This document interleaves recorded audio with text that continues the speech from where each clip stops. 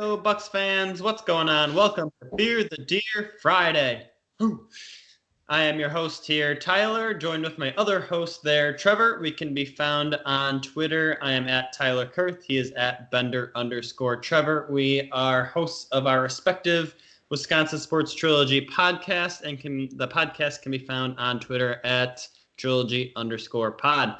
Talking some Bucks on this Friday. The regular season is right around the corner, so what better way to kind of get ready than to come up with some really bold predictions? So not just a little tiny one. Go big or go home on these predictions. So Trevor, start us off. What do you got first? Okay. You're saying go big or go home. And my first prediction is going to lead into my second one. More so, the first prediction is going to be a reason potentially why the second one would happen. Gotcha. So I am going to go with, I'm going to start talking about Jrue Holiday. So that's the guy I kind of want to focus on. Jrue Holiday, over his career, 16 points per game, about 4 rebounds, about 6.5 assists, shoots 45, 35, and 77 in his splits for field goal, 3-point percentage, and free throw percentage. I think Jrue Holiday is going to have a 40, 50, 90 season. Ooh.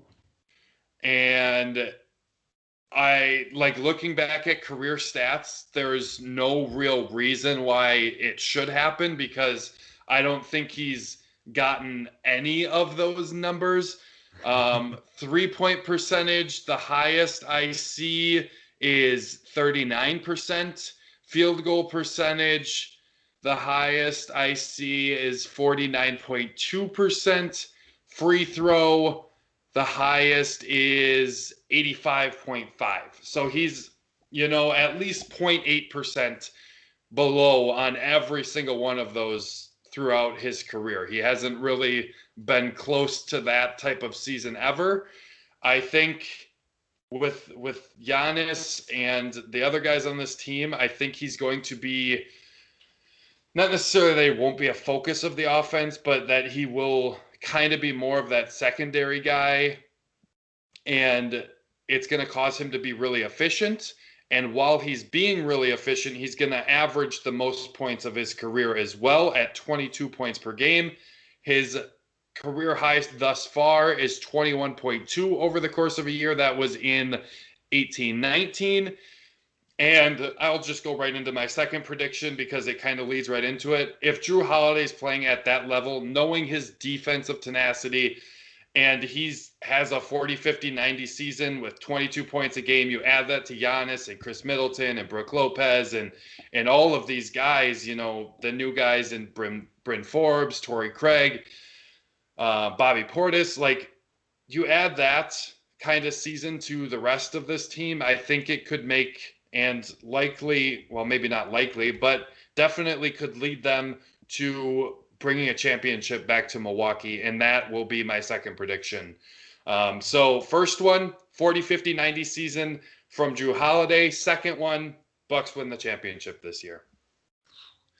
I would take that for sure. I mean, you mentioned the numbers, and I'm like, oh, those are such huge jumps. Like, no way. But like, Chris Middleton was so close last year, and he had some pretty big jumps too. Like Middleton, his career field goal percentage 45. Obviously, he's at 49.7 last year. So damn close. 3-point percentage, career is at 39. Last year was at 41. And then free throw wise, he's always been pretty good. Career 87%, but then 91 last year. So like, is it unreasonable to think that Jrue Holiday could do this? No, I don't think so. Oddly enough, I think the free throw one might be the hardest one for him to obtain, which is kind of weird. You mentioned him being efficient. So as you were going through your prediction, I was like, okay, he'll have this 50, 40, 90 season. He'll be efficient. Maybe he won't score as much points and will be like the third option. But you're saying he's going to go above and beyond. He's going to average probably more than Middleton and just be a complete wrecking ball. So, I don't know. You're gonna have to give me a little bit more convincing here on that one. I want to be talked into this. Well, for me, it'll be interesting to see kind of how they use them. I think it's going to be a combination of I think Chris might be, the offensive second option, like when you really need a bucket, I feel like Chris Middleton could be that guy. Especially like 3-point, he's a better 3-point shooter. They're similar from the field, and then Middleton's a better free throw shooter. To me, I think Chris will maybe get a little bit more in terms of the amount of shots and things. I don't think he's going to be quite as effective as he was last year. And part of that reasoning is him and Giannis are going to go to work, and that's going to leave some extra room and or space for Drew Holiday, which I think the big uptick, and yes, the free throw percentage I think is going to be a little bit of a stretch for Holiday, but knowing that he's a 77% free throw shooter, but if he can get some open catch and shoot threes, that's something that he's good at, and that's something that I think is going to help carry him to that point total. It's not necessarily that he's going to be a massive, you know, like usage rate. He's not going to have that high 30% usage rate or anything crazy like that. But when he does get his chances, when he does get open shots, he's going to be very effective in those opportunities, and he's going to make the most out of them, and that's going to cause him to score. And even though he might not get quite the usage rate that Giannis or maybe even Chris Middleton gets, he's still going to be up there in terms of the Bucks. He's going to be top 3 in terms of usage rate, and actually probably more because he's a point guard. I like how I'm picturing they're going to integrate him into this offense, and I think it could be very, very good for both this Milwaukee Bucks team and Drew Holiday to be a little bit more efficient and effective in this season. And like I said, I think that effectiveness is definitely going to come out this season, and it's going to help lead Milwaukee to a championship. I would not complain with a championship, that's for sure. So with my two predictions, they kind of piggyback like yours did. My bold prediction wasn't winning the championship, but it revolves around two different players. So I'll start with one of our starters in Brook Lopez. So obviously last year he was a little bit disappointing, especially from 3-point percentage. He only shot 31%. For his career, he's 34%. Since being a Milwaukee Buck, he's averaged 12.5 points in his first year, 12 points last year. So I think both of those stats are going to increase. I'm going to give Brook Lopez, he's going to be more so around 15 points per game. We saw him start to post up more a little bit, so that might contribute. And I think he's just going to shoot the ball a lot better. I don't know if he'll get to 40%, but I'm hoping around like 38. I mean, that'd be a big jump for him. His best season here, as I mentioned, or his career average was 34. So that would be a pretty big jump there. He shot 36% in his first year with the Bucks. So a little bit better is what I'm expecting there. And then to bounce off of him, when we look towards the bench, I'm also expecting a good year out of Bryn Forbes. He was one guy who I thought might have been a candidate to be a starter, which doesn't look like at this point he's going to be, but a very, very good scorer of the basketball, especially from three-point land. And the Milwaukee's bench is depleted. I mean, they averaged 40 points a game last year, which was 8th best in the NBA, and we're not as deep. So I'm looking for one person to step up and score the ball, and I think Forbes is going to be that guy. I think he also is going to increase his scoring uptake, be around that 15 points again. And then we'll get less contributions point-wise from other guys in the bench. And I also think he's going to be in the running for 6th man of the year. So those are my two bold predictions. Yeah, I like that. Bryn Forbes, okay, it's not a perfect like analogy or anything, but Bryn Forbes reminds me of what I thought Kyle Korver was going to bring to this offense. Like, obviously, they're at this point in their careers, they're completely different players because Kyle Korver can't really run.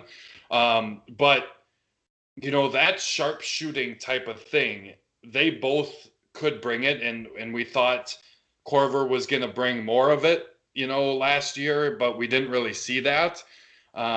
But based on what I've seen from Bryn Forbes, the stats, what we've seen in the brief time we've seen him in Milwaukee, I do think he is going to bring some of that spacing, some of that great sharp shooting, and that's something I'm really excited for, because he's another guy like you were mentioning, and like I was mentioning with Drew Holiday, he's a guy I think that could be getting open shots on a fairly regular basis, even though he is a good sharpshooter because of the gravity that Giannis has.